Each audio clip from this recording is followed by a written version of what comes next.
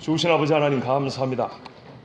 세상에 많은 사람들은 자기가 하고 싶은 일을 할 때 사람을 취하는 일을 먼저 하여도 예수 믿는 사람은 하나님께 예배하고 하나님 앞에 먼저 제단을 쌓고 두 손을 들고 경배한다 하였으니 아브라함의 모범을 따라 하나님 앞에 오늘도 예배합니다.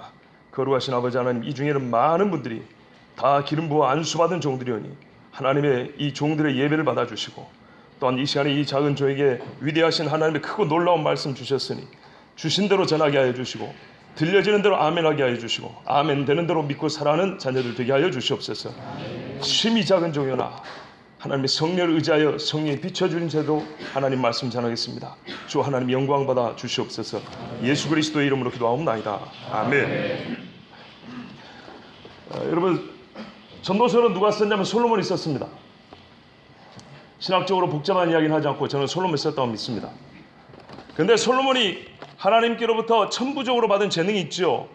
엄청난 지혜를 받았습니다. 잠언 3000가지를 말하고요, 식물과 동물을 논하고요, 아담에게는 미치지 못하여도 그에 거의 가까울 정도의 지혜를 받은 사람입니다. 그런데 이 지혜로운 사람은 직관적인 지혜, 타고난 지혜만 갖고 사는 것이 아니라 지혜로운 사람은 살면 살수록 지혜가 더해갑니다. 어리석은 사람은 어리석은 것밖에 못 보기 때문에, 어리석은 생각밖에 못하기 때문에, 죄송합니다, 저보다 연세가 다 많으신데 인생을 오래 살아도 자기 삶에 해석 능력이 없으면 어린아이와 같습니다. 그러나 솔로몬이 나이 많지 아니하여도 하나님 주신 지혜를 가지고 여호와를 경외하며 젊을 때 살면서, 젊을 때부터 세상을 두루 살펴보니 깨달아지는 게 하나 있었습니다. 그것이 뭐냐면 사람에 대한 깨달음입니다. 여러분, 사람이 살면서 제일 많이 깨닫는 분야와 영역과 대상이 있습니다. 탁자일까요? 여러분이 많이 드시는 회일까요? 아니면 쌀일까요? 길거리에 다니는 개나 고양이일까요? 나는 개처럼 똥을 주워 먹어본 적이 없기 때문에 개의 삶이 뭔지 모릅니다. 고래처럼 깊은 바다에서 수영을 해본 적이, 헤엄쳐본 적이 없기 때문에 고래의 삶이 뭔지 모릅니다.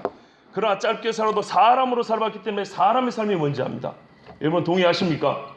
살면서 제일 깨달아지는 게 사람입니다.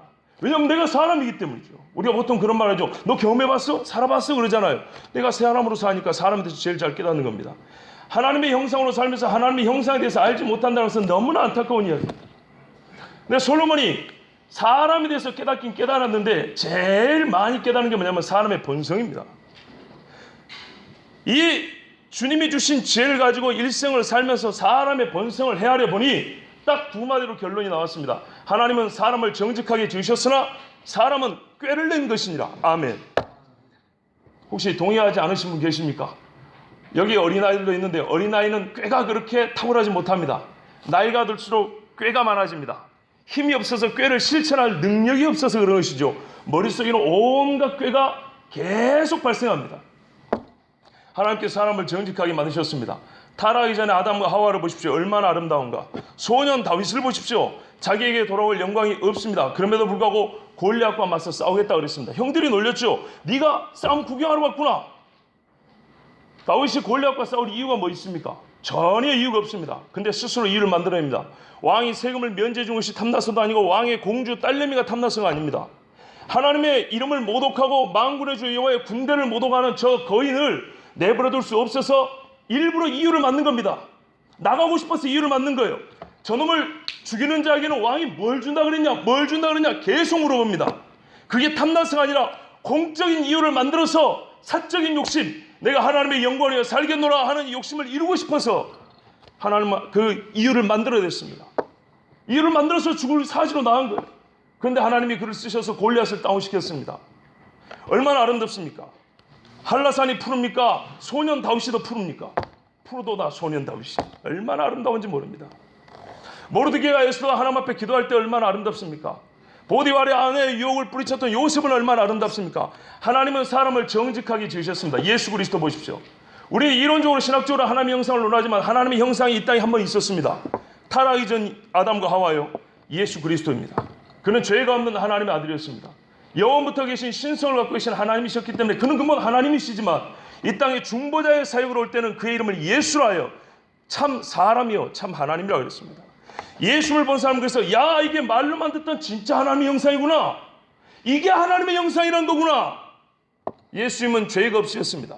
그 누구도 예수님의 윤리성을 가지고 책잡은 사람이 없고 예수님의 삶에 허물을 갖고 예수님을 책잡은 사람이 아무도 없습니다. 사람은 하나님이 처음 지으실 때 정직하게 지으셨습니다. 한자로 바르고 곧게 지었습니다. 그런데 살면서 꾀를 냈습니다. 마귀가 들어왔어요. 뱀의 모양으로 와가지고 하와에게 물어봤죠. 하나님이 동산에 있는 나무에 있는 열매를 다 먹지 말라더냐? 의심의 질문입니다. 애시당초 그런 질문을 할 필요가 없습니다. 다 알고 있기 때문에. 동산 중앙에 있는 선악을 알게 하는 나무만 먹지 말라 그랬습니다. 우리는 보통 여기에 대해서 질문이 참 많은데요. 시간 관계에서 이거를 다 해명해 드리기는 어렵습니다. 중요한 거는 생명나무가 있었고 생명나무는 늘 따먹을 수 있었다는 겁니다. 생명나무가 선악을 알게 하는 두 모가 같이 있었습니다. 하영조 목사님 성묘를 갔어요. 장례식장에 저 같은 무명한 사람은 발디딜 틈이 없기 때문에 묘를 다 쓴 다음에 성묘를 갔더니 거기에 묘비에 이렇게 기록이 되어 있었습니다. 오카는 목사님은 골로새서 1장 29절 제자 훈련에 관한 말씀이 있었고, 하영조 목사님 묘비에는 동산 중앙에는 선악을 알게 하는 나무도 아니 생명나무도 있더라 이렇게 되어 있어요. 와, 이게 무슨 말씀입니까? 많이 고민을 했습니다. 중요한 건 하나님께서 다 허용한 겁니다. 다 허용하고 딱 이거 하나 하지 마라 그랬어요. 여러분 사장 대리라면 여러분이 뭘 띄고 싶으시겠어요? 대리자를 띄고 싶겠죠. 감독 대리는 대리자를 띄고 싶은 겁니다. 하나님의 형사에서 형상만 때문에 하나님 되는 겁니다. 마귀가 부축입니다. 하나님이 이렇게 다 먹지 말라 하더냐? 의심의 질문이죠. 아니 그게 아니고 이제 대답을 합니다. 그런데 하나님이 너희 죽는다고 먹지 말라는 게 아니라 자기 수준으로 높아질까 봐 먹지 말라는 거야. 무슨 말이에요? 신관을 바꿔버린 거예요. 선하시고 공의로우신 하나님이 아니라 거짓말쟁이 하나님이에요. 그러지 않습니까? 마귀의 주장은 하나님이 거짓말했다는 거예요. 그런데 이놈이 얼마나 똑똑한가 보세요. 나도 너의 선택에 나를 맡길 거야. 마귀는 명령하지 않습니다. 하나님의 선택 유일한 옵션 1번밖에 없었어요. 보기 1번 먹으면 죽으리라 이거밖에 없었는데 마귀는 보기 2번을 줍니다. 먹어도 안 죽을 걸 2번입니다. 마귀는 내 말을 들으라고 강요한 적이 없어요. 너 똑똑하잖아. 아담 너 지혜롭잖아. 나도 네 밑에 있을 때 네가 선택만 하옵소서 이랬어요. 사람을 높여줍니다. 보십시오. 마귀가 하나님에게 사람에게 강제를 행사했습니까? 선택하라 그랬어요. 동시에 하나님과 자기를 사람 밑에 놔뒀어요. 자, 우쭐해진 인간이 뭘 선택하죠? 반드시 마귀의 말을 선택합니다. 먹음직스럽고 탐스럽고 지혜롭게 할 만큼 그렇게 보였기 때문이죠. 자, 그래서 선악과 먹었습니다. 결론은 어떻게 됐습니까? 서열, 하나님, 인간, 마귀인데 어떻게 됐죠? 마귀가 사람을 올려놨더니 거꾸로 사람은 마귀 말을 듣기 때문에 마귀, 인간, 하나님 이렇게 됩니다. 이해가 되시죠? 마귀는 사람에게 꾀를 집어넣어줍니다. 꾀는 명철의 반대말입니다. 지혜, 여호와를 아는 것이 지혜의 근본이요 거룩하신 일을 아는 것이 명철은 거룩하신 일을 아는 것이라고 그랬어요. 하나님을 아는 것이 지혜요 명철인데 꾀는 거짓말, 뒤집어 바꿔서 자기의 욕심을 이룬 겁니다. 우리가 어감상 좋지 않죠. 어감상 좋지 않은 말은 뜻도 좋지 않습니다. 꾀입니다. 꾀. 그럼 사람은 왜 꾀를 낼까요? 이미 들어왔지만 교만하기 때문이고 하나님 자리에 높임 받는 것이 인간의 최고의 목적입니다. 꾀를 낸 최고의 목적입니다. 그러나 우리 일상생활에서 꾀를 내는 이유는 근본적으로는 자기 이익을 위해서입니다. 자기 이익을 위해서지만 구체적으로 하면 첫 번째 내 허물을 가리기 위해서입니다. 다윗을 보십시오. 소년 다윗 나이 들어 아주 중년쯤 되었을 때 밧세바를 강간했습니다. 간음이 아니요 말은 똑바로 해죠. 강간이죠. 우리아를 살해했습니다. 죽였습니다. 충신 우리아입니다. 우리아는 헷 사람 히타이트 사람입니다. 다윗이 사람 보는 눈이 정확한데 가나안 7족속 다 죽이라고 한 히타이트 사람을 왜 자기의 30일 용사 중에 두었겠습니까? 사람 됨됨이가 매우 훌륭했기 때문입니다. 다윗의 눈이 삐딱한 눈이 아닙니다. 정확히 봤어요. 솔로몬의 아이비 아닙니까? 내 눈이 틀리지 않다면 우리 아내는 충신주의 충신이라고 그랬어요. 실제로 우리 아내는 충신으로 죽었습니다. 그 사람, 그 충신을 다윗이 어떻게 죽였습니까? 잔인하고 비겁하게, 비열하게 죽였습니다. 왜요? 죄를 가리려고. 또 하나 사람은 꾀를 부립니다. 자기를 의롭게 보이기 위해서 꾀를 냅니다. 의롭게 보이려고. 세리를 앞에 두고 바리새인이 그랬죠. 나는 저 세리와 같이 아니하고 사람 앞에서 막 기도를 합니다. 로마서 10장 2절인가 보면은 이 사람들이 열심히 있으나 하나님의 올바른 지식을 따른 열심이 아니니 실상은 뭐냐? 하나님의 의를 따르지 않고 자기 의를 따라 하나님의 의인 예수님을 죽였느니라 이랬습니다. 사람은 악하기 때문에 선을 잘 모릅니다. 여러분 악인은요, 악의 기준에서 선을 압니다. 악에 익숙한 사람치고, 여러분 예수를 안 믿는 사람치고, 나는 의에 배고파, 나는 옳은 일 때문에 밥을 굶고라도 싸워야겠어, 이런 사람 보셨습니까? 옳고 그름을 시시비비를 가리는 사람들 보셨습니까? 별로 없습니다. 의에 배고파하는 사람이 없습니다. 악인은 악에 익숙하고 악에 비해서 선을 합니다. 그러나 의인은 선의 기준을 하여 악을 봅니다. 그렇기 때문에 악이 아주 잘 보이는 겁니다. 그런데 사람들은 꾀를 내면 어느 정도 꾀를 내냐? 자기가 의롭지 않으면서도 의로운 척 하기 위해서 꾀를 냅니다. 의로운 척 하기 위해서. 누가 있을까요? 사울이 죽었을 때 그 옆에 있었던 군상 하나 있었습니다. 아말렉 출신입니다. 이 사람이 다윗에게 와가지고 사울 왕의 왕관을 가지고 오고 뭐 이렇게 부속품을 가지고 옵니다. 다윗 왕이요, 당신의 원수를 제가 죽였습니다. 다윗이 기뻐할 줄 알았죠. 왜요? 이 사람은 순전히 정치적으로 생각했기 때문입니다. 정적을 주겠으니 다윗이 상을 주지 않겠습니까? 자기의 의를 내세우려고 그랬습니다. 다윗이 칭찬해 줄 줄 알고. 근데 다윗이 뭐라고 했습니까? 부하 중에 한 사람을 시켜다가 쳐 죽였습니다. 나는 죄가 없다. 네가 네 입으로 그랬다. 하나님의 기름 부음 받는 자를 죽였다고. 이 사람의 뿌린 대로 거들었습니다. 자기 말한 바 기름 부음 받는 자를 죽였다 그랬어요. 왜 이런 거짓말을 했고 꾀를 냈습니까? 사울은 실제로는 자살한 겁니다. 왜 그러냐면은 자기가 의롭다고 인정받아서 다윗에게 상 받으려고 그랬던 겁니다.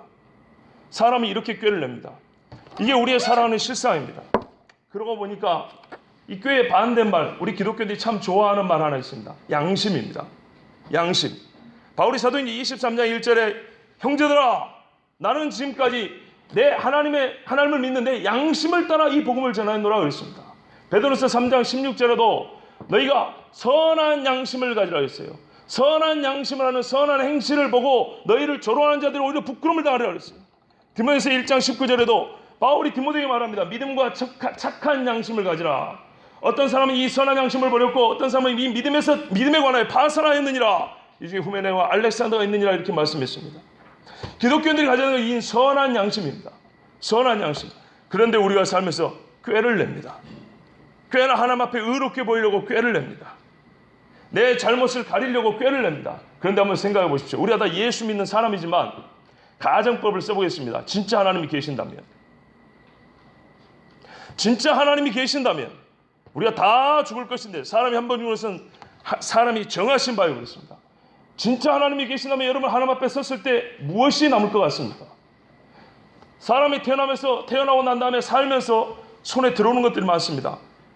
분명한 사실, 진리는요, 내가 태어난 이후에 내 손에 들어온 것들은 다 놓고 가고 내 입에서 나온 것들은 다 가지고 갑니다. 내 마음에서, 즉 나로부터 시작된 것은 다 죽기 전에 담아서 하나님 앞에 가고 내가 밖에서 들어와서 잡은 것은 다 놓고 갑니다. 저보다 인생을 오래 사신 분들이 많으니까 이 말이 사실인 걸 다 아실 겁니다. 내가 손에 쥔 것 놓고 내가 쏟은 말, 그 사람이 죽을 때 가서 보세요. 살아있는 사람이 저 사람이 살았을 때 이런 말 했지, 이런 행동 했지. 그 마음에서 나온 것, 그 입에서 말 안 받은 수많은 허다한 증인들이 다 말해줍니다. 다 가르쳐줍니다. 그걸 가지고 들어갑니다. 하나님은 그걸 가지고 심판합니다. 우리가 그리스도의 심판 앞에 설 때 네 말을 짓고 하리라 그랬어요. 그럼 어떻게 살아야 될까요? 선한 양심을 가지고 살아야겠죠. 꾀를 부리면 안 되겠죠. 우리가 죄가 없다는 얘기 아닙니다. 젊은 양반이 말은 옳게 한다마는 자기는 얼마나 잘 산가. 저는 제가 그렇게 산다는 얘기 아닙니다. 하나님 말씀이 그렇다는 것이죠. 옛날에 김동호 목사님이 그랬습니다. 신학생들한테 강의하는데, 목사님 훌륭하십니다. 그런데 우리는 그렇게 못 삽니다. 어떻게 할까요? 나이 많은 교회 어른들이 저 젊은 양반이 뭐 한다고 저렇게 인생 타령하고 지가 얼마 잘났다고 그러나, 그럼 뭐라고 대답할까요? 김동호 목사님이 이렇게 말씀했어요. 너는 네가 할 줄 아는 걸 설교할래 그랬어요. 그건 꼭 네 같은 놈을 만들자는 얘기지. 너는 네가 해왔고 할 수 있는 걸 설교하지 말고 하나님의 말씀을 설교하라 그랬어요. 저는 그래서 하나님의 말씀을 전합니다. 분명한 사실입니다. 하나님은 정직하게 우리를 지으셨고 사람은 꾀를 냈습니다. 꾀의 결과 하나님은 마음으로 이김을 받지 아니하시나니 사람이 무엇으로 심든지 뿌린 대로 거두리라. 그래서 반드시 신하시라면 거두게 되어 있습니다. 자, 그런데요, 우리 같은 범인들만 그런 줄 알았더니 헬라의 유명하고 지혜로운 사람들도 얼마나 꾀를 내는지 모릅니다. 그런데 사람이 아까도 말씀드린 대로 자기의 의로움을 더 드러내려고 꾀를 부리는 경우도 있고 자기 허물을 가리려고 꾀를 부리는 경우도 있는데, 진짜 심각하게 꾀를 부리는 경우는 언제냐? 하나님을 부인하기 위해서입니다. 하나님만 없으면 윤리의 기준이 없어져 버립니다. 줄리안 헉슬리라는 유네스코 초대 감독이 있습니다. 찰스 다윈의 불도이라고 했던 토마스 헉슬리의 손자인데요. 이 사람이 이랬습니다. 사람들이 왜 과학자들이 진화론에 그렇게 빠져들어갑니까? 우리 과학자들이 볼 때 실험, 검증, 관찰의 방법에 의할 때는 귀납적으로 진화론이 진리이기 때문이다. 이래야 이게 과학자다운 말인데요. 전혀 그렇게 대답하지 않았어요.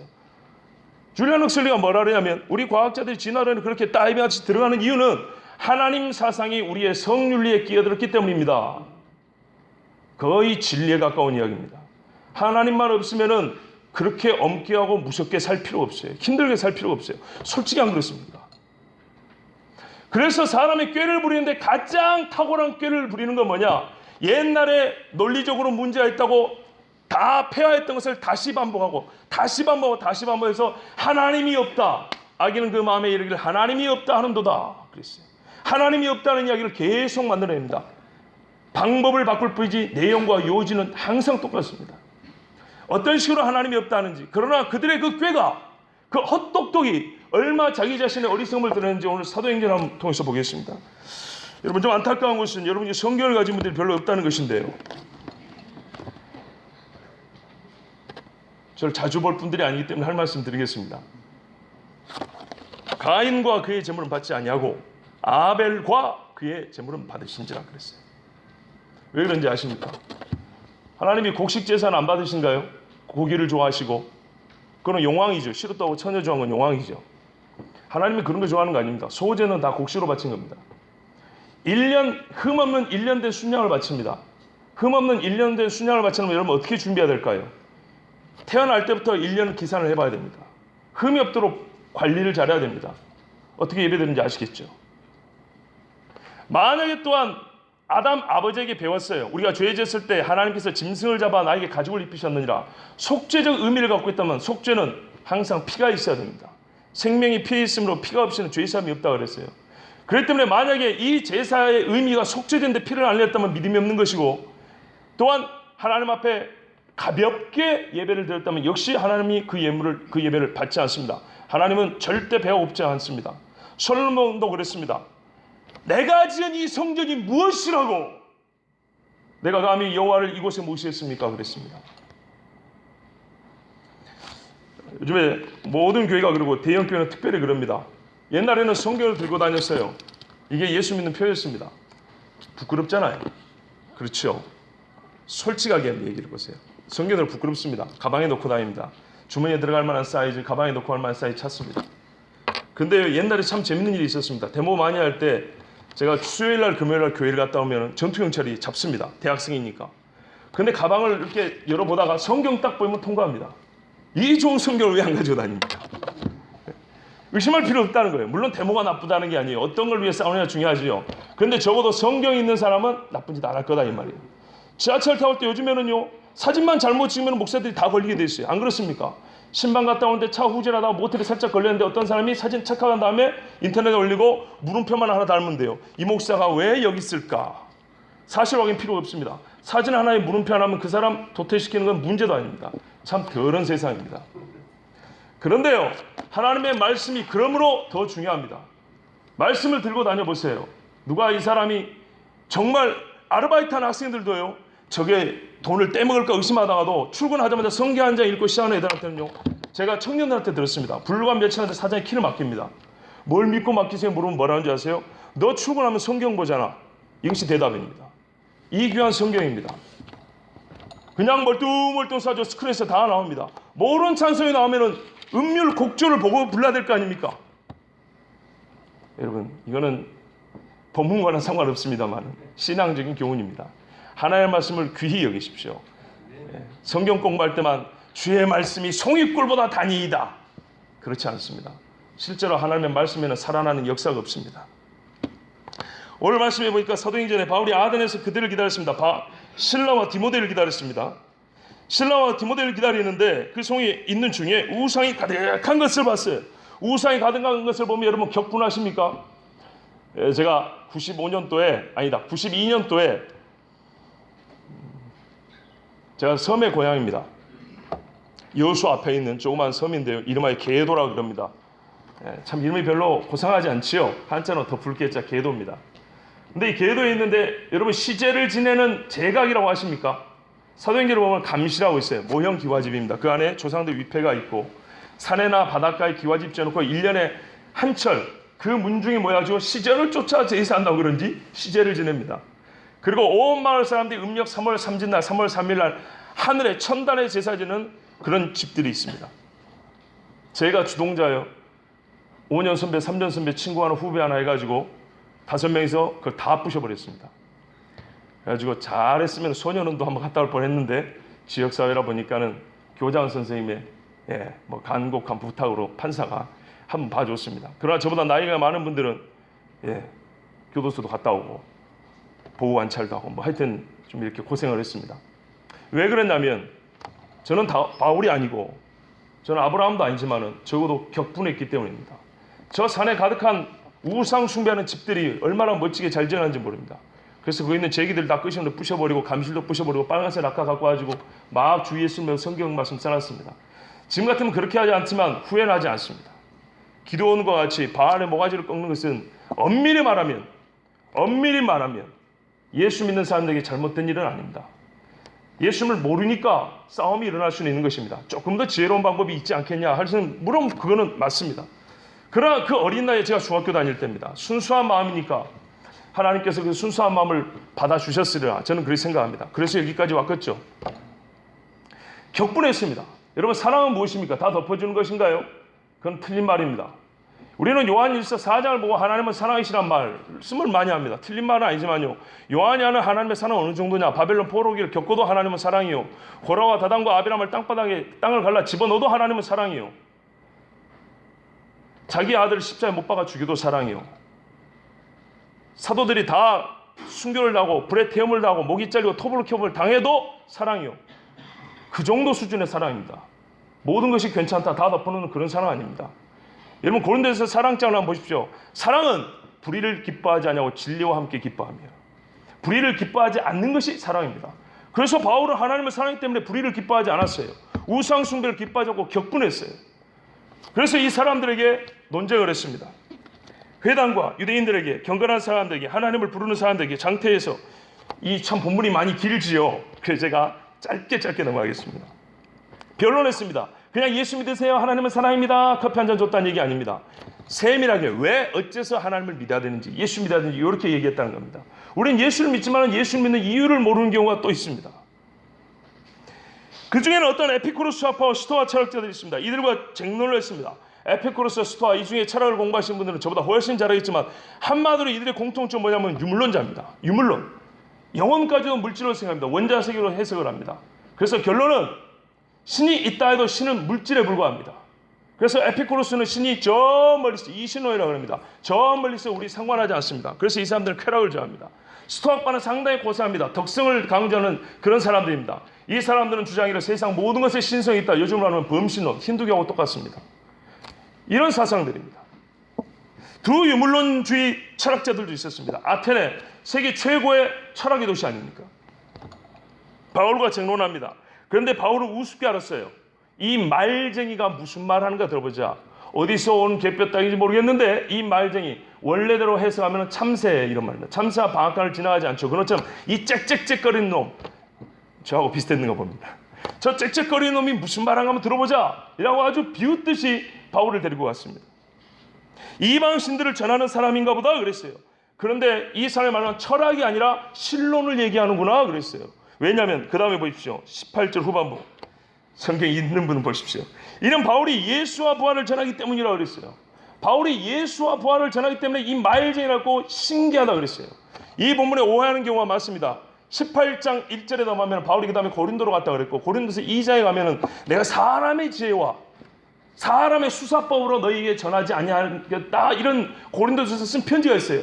그래서 바울이 아테네에 있을 때 자기의 이 아레오바고 설교를 실패했다고 생각했다. 그래서 우리가 전도할 때 절대 인간적인 지혜를 말하면 안 되고 성령의 충만함을 받아서 순수하게 복음을 전해야 된다고. 맞아요. 근데 바울이요, 순수하게 복음을 전한 겁니다. 사람의 말로 한 게 아닙니다. 그 고린도 전서에는 고린도 교회에 있을 때 고린도 사람들이 좋아하는 헬라 수사법을 쓰지 않았다는 얘기지, 아테네에서 자기가 잘못했다고 말한 게 아닙니다. 결론을 보면 알 수가 있습니다.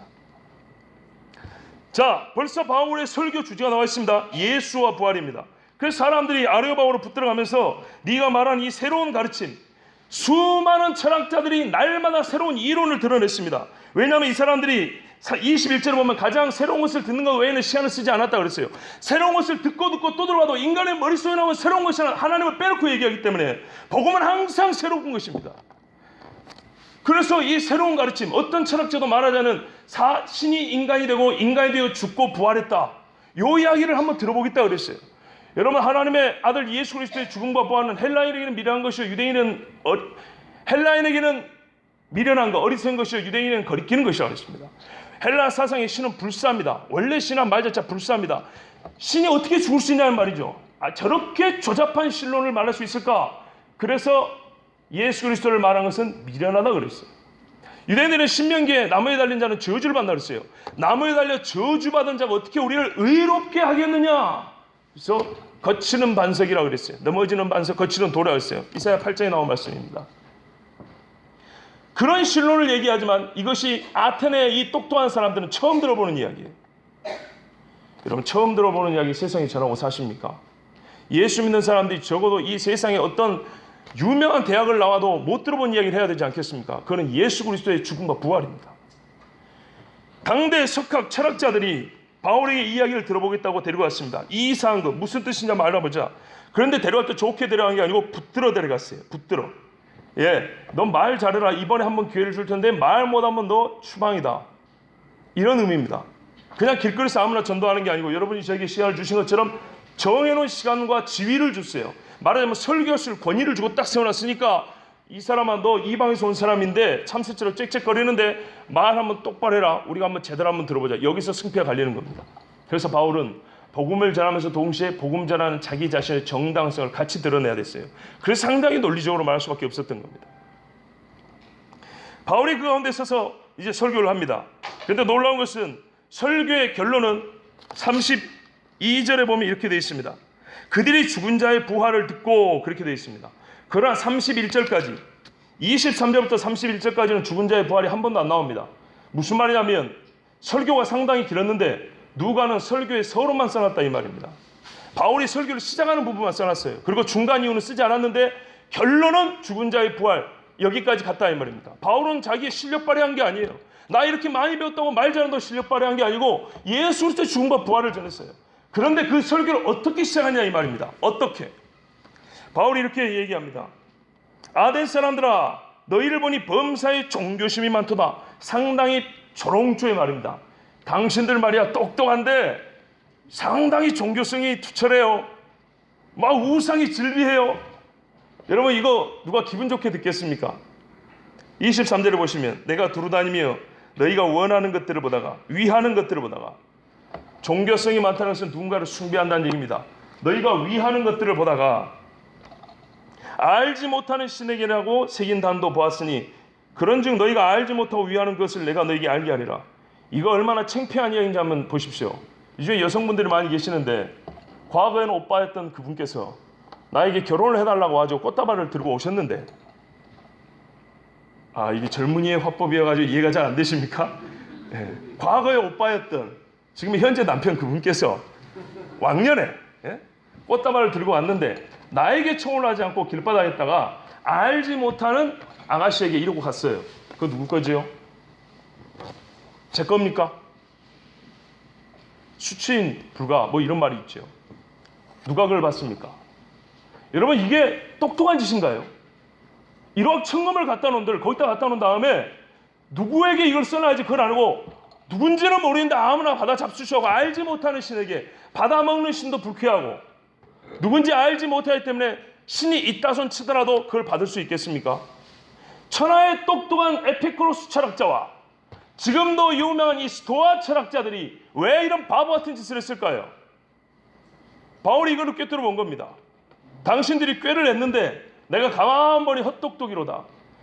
새로운 것을 배우고 말 잘하고 철학을 논하면서 밥 먹고 할 짓이 없으니까 오후 3시부터 빗다가니 앉아가지고 누가 무슨 말했고 누구 철학자를 말고 누구 선생님은 말하고 말들은 잘하는데 지금 하고 있는 꼴이 뭐냐? 사람은 믿는 대로 사는 것이고 살아가는 모습을 보면 그 사람의 믿음의 상형 문자라 그 속의 믿음이 어떤 모양인지 알 수 있는데 당신들의 믿음은 알지 못하는 모양을 가졌도다.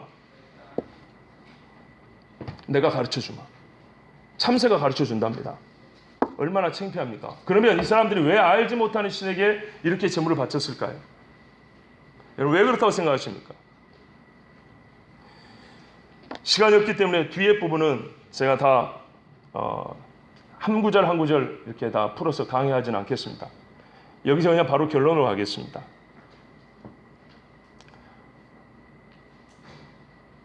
죽음 후가 두렵기 때문입니다. 살아생전에야 눈에 보이는 것 위주로 사람이 눈에 들어온 대로 감각을 이렇게 인식을 하고 생각을 하고 살아갑니다. 그런데 우리가 부정할 수 없는 사실은 죽음이 있다는 겁니다.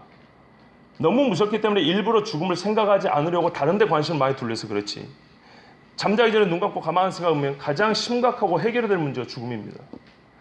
모든 것을 물질이라고 해석한 사람들입니다. 신도, 영혼도 물질이라고 그랬습니다. 에피쿠로스는 재생한다고 그랬어요. 반복된다고 그랬어요. 스토아는 모든 것에 신성이 있다고 그랬어요. 그런데 이 사람들이 지금 신상을 새겨놨어요. 세워놨어요. 얼마나 바보 같은 짓거리입니까? 플루타르크라는 헬라의 철학자이면서 정치가 저술가가 그랬죠.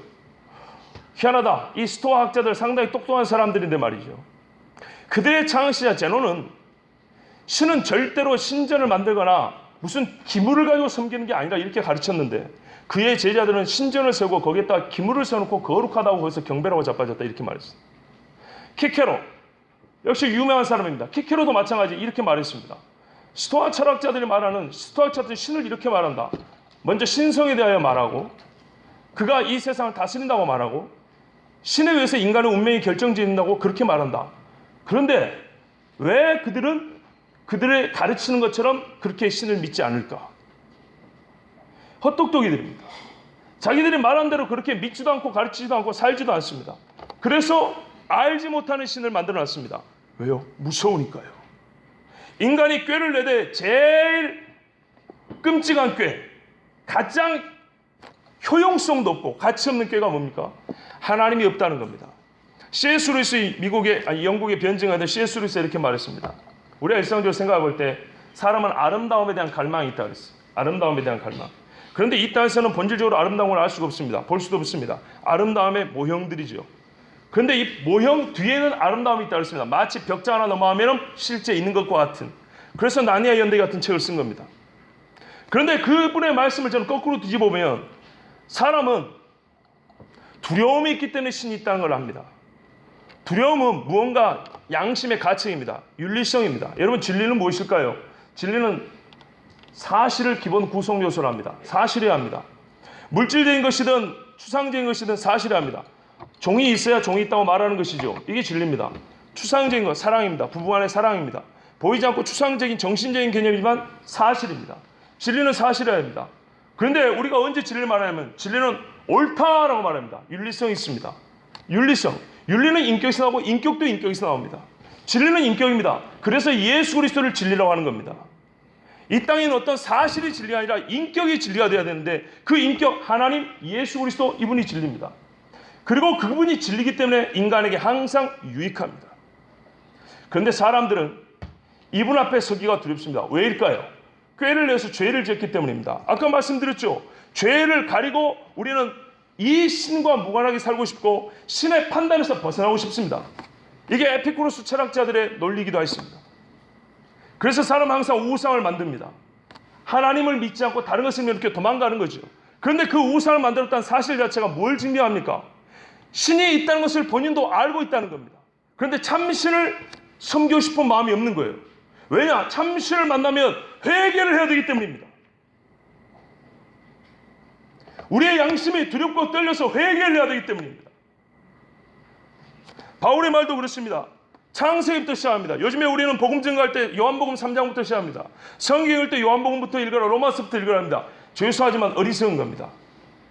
얼마나 로마서가 어려운지 아십니까?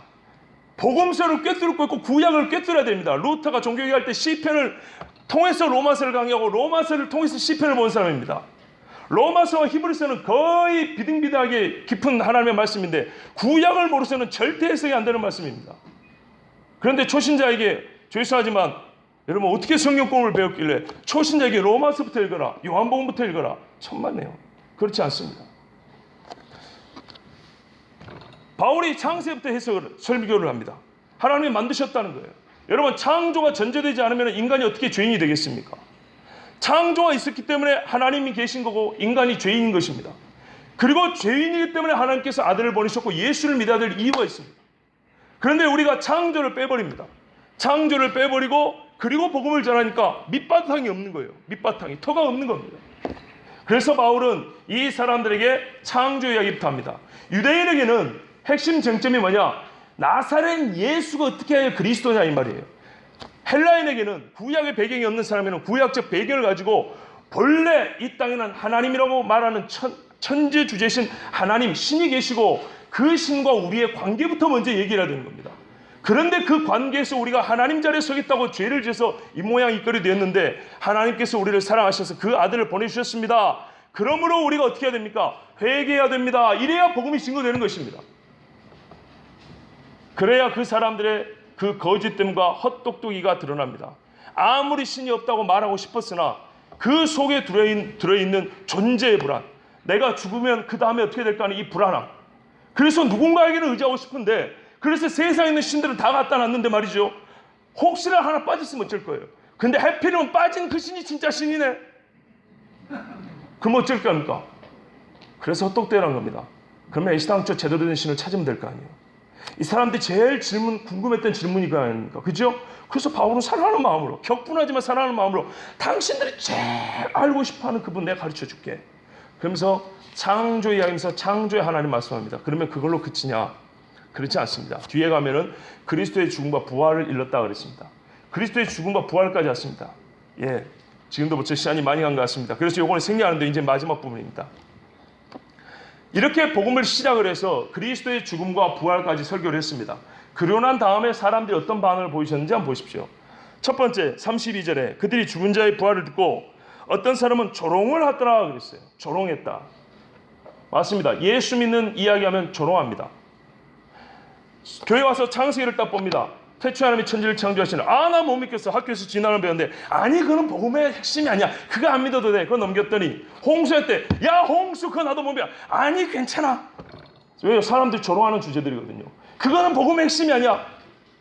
홍해를 갈라 넘어갈 때, 나 그것도 못 믿겠는데, 괜찮아. 그거 안 믿어도 괜찮아. 그것도 복음의 핵심이 아니야. 놀림받고 창피하고 설명하기 어려운 것들은 다 제껴버립니다. 그래서 나중에 와서 십자가 이야기합니다. 예수의 십자가만 믿으면 돼. 그럴 것 같으면 창세기 출애굽기를 왜 써놨을까요? 오늘 교회 어떤 부목사님 이야기입니다. 그분이 신학교를 어디 나왔는지 모르지만 아마도 어디 나왔을 것 같습니다. 그런데 그분께서 신학교를 들어가기 전에 얼마나 기도 많이 했겠습니까? 제가 거기 나왔습니다.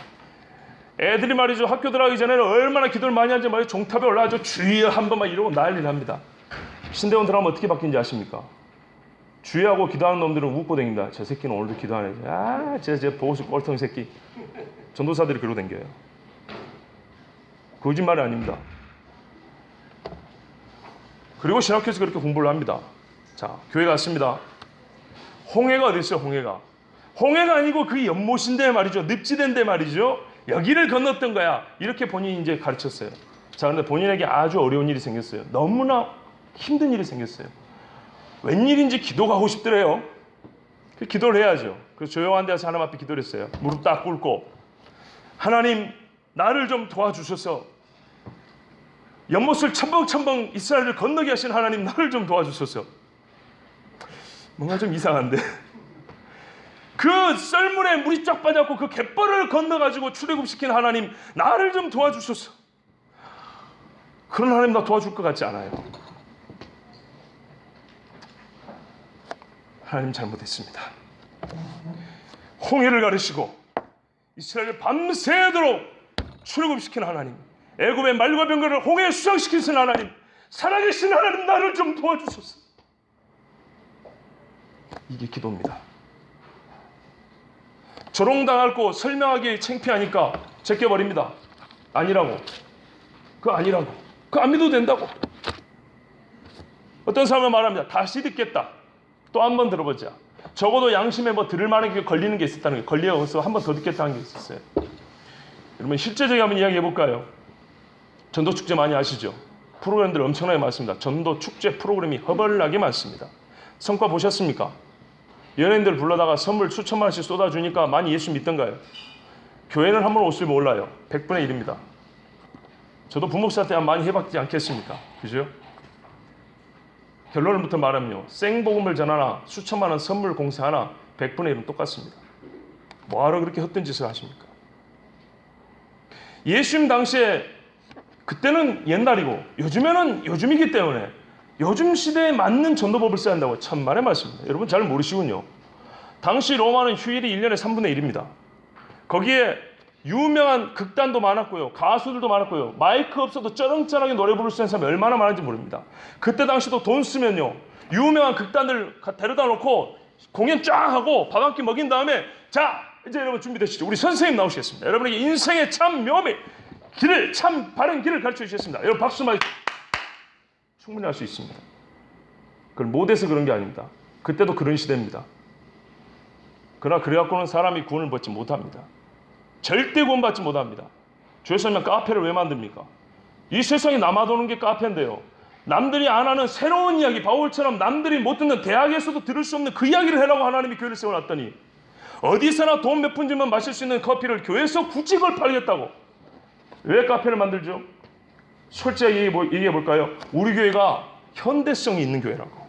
요즘 시대 시류에 맞출 수 있는 분위기를 맞출 줄 아는 교회라고. 젊은 애들은요, 교회 인간 사람들 데리고 오기 참 좋아요. 더하여 교회 건축하느라고 빚진 거 갚기도 상당히 도움이 됩니다. 그래서 카페 만듭니다. 그러면서 내는 말은, 꾀는 뭐냐? 사람들이 1층에 커피 마시다가 2층 예배당 올라올 거라고요. 올라오던가요. 전도축제할 때 우리가 잘하는 말이 뭡니까? 교회 문턱을 낮춰야 된대요. 문턱을 낮춰야 된대요. 부담 없이 왔다가 된대요. 부담 없이. 나는 게 참 이상합니다. 여기 군대 다녀오신 분 많이 계시죠? 군대 처음 가지고 훈련소에서 첫날밤 지날 때 어색하던가요? 어색하지 않던가요? 여성분들이 계신 학교 이야기를 할게요. 초등학교 1학년 들어갈 때, 중학교, 고등학교, 다니던 학교인데도 진급하고 새 학교 갈 때 입학 첫날 흥분되고 어색하고 뭔가 안 맞는 옷 입는 것 같지요? 그런데 일평생 처음 듣는 소리, 당신이 죄인이라는 소리 듣는데 어색한 게 이상하지 않습니까? 한 번도 들어가 본 적이 없는 예수 믿는 자들이 하나님 앞에 예배하는 그 현장에 섰는데 어색한 게 당연하지요. 부담된 게 당연하지요. 그런데 왜 그 당연한 부담까지 우리는 죄 짓는 것처럼 우리는 그런 부담을 주면 안 된다고 이렇게 말을 합니까? 이 건물도 여러분 처음 오신 분들은 어색할 겁니다. 당연한 겁니다. 생전 들어보지 못한 나의 정체를 알게 됩니다. 본질상 진노의 자녀요.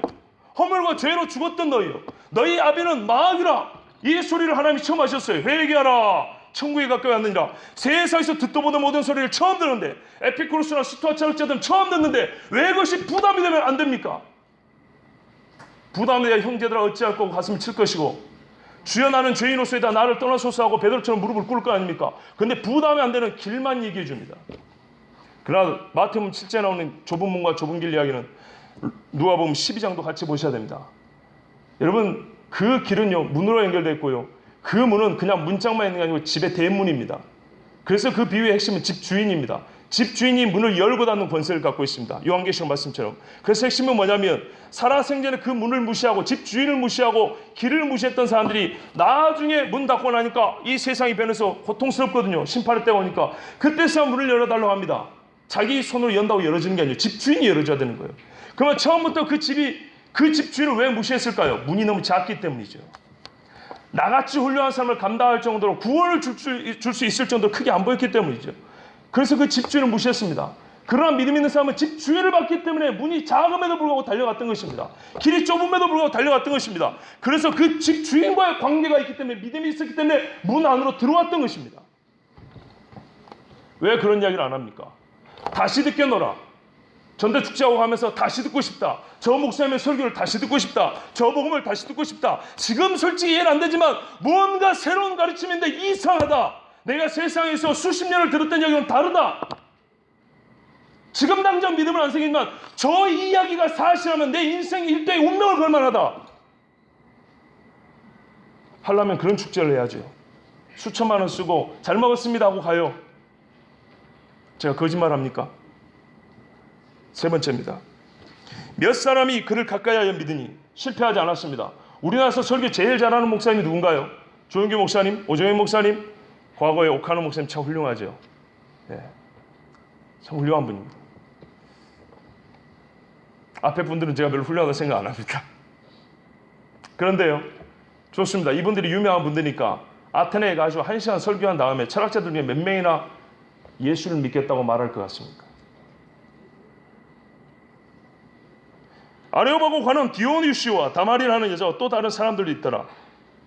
만약에 우리나라에 지금 대형교회, 굴지교회 목사님들이 단체로 와가지고 1시간씩 아테네, 지금도 세계 석학들이 모이는 철학의 도시에 와서 한 사람씩 설교해 보십시오 하고 시간을 준다면 그 설교 든 다음에 그 유명한 철학자들 중에 몇 사람이나 그 철학의 도시 사람들 중에 몇 사람이나 목사님의 말씀을 듣고 보니 내가 예수를 믿어야겠습니다, 내가 믿겠습니다라고 말하는 사람이 몇 명이나 될 것 같습니까?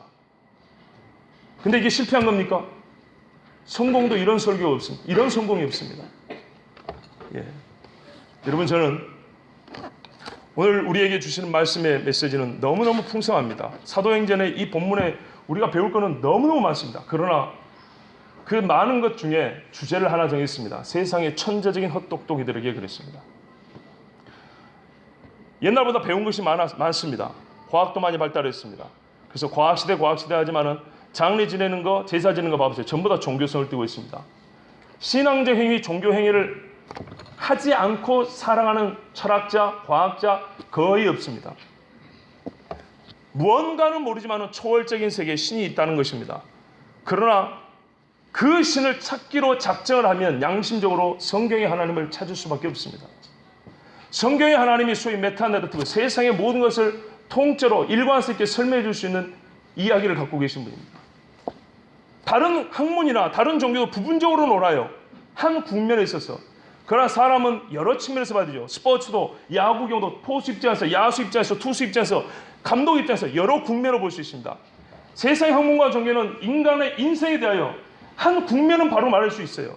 의사들은 신체의 생리적인 문제는 바로 말할 수 있어요. 그러나 영적인 문제는 이야기 못합니다. 그러나 성경은 인간을 전인격적으로 365 돌아가면서 전체로서의 인간을 설명해 줍니다. 하나님 앞에선 하나님의 형상으로서 인간 이야기를 해줍니다. 그런데 이것을 알게 되면은 우리가 이미 타락하고 죄진 존재이기 때문에 뭐부터 해야 되냐면 무릎 꿇고 회개부터 해야 됩니다. 그리스도 예수의 죽음의 이유부터 들어야 됩니다. 그런데 이게 보통 귀찮고 괴로운 이야기가 아닙니다. 그래서 피해가 버립니다. 그래서 대신에 하나님 대용품을 만들어야 됩니다. 그런데 오늘 우리가 하고 있는 짓 중에 하나가 뭐냐면, 주여, 시간이 하루 한 5분만 더 하겠습니다.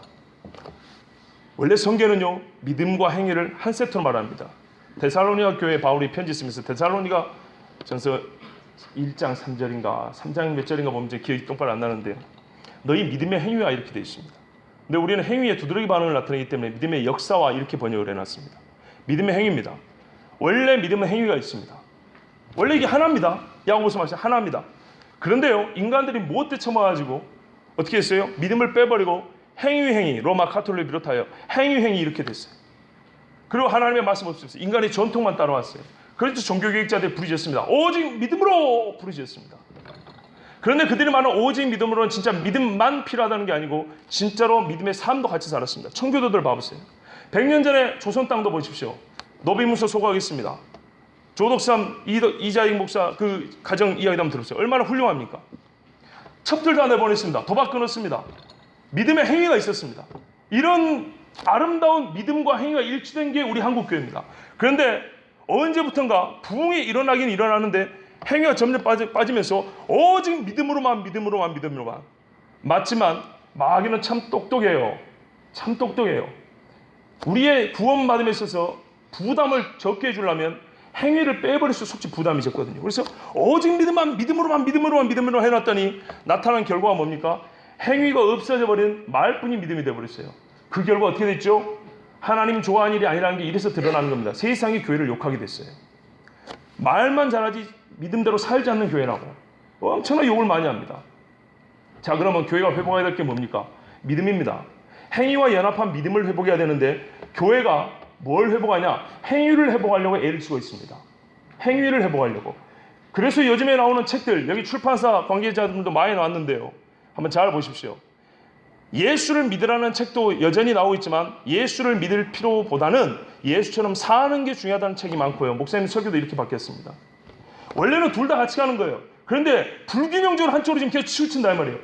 원래 같이 하는데 믿음을 빼고 행위만 말했더니 나중에 믿음을 들고 일어났어요.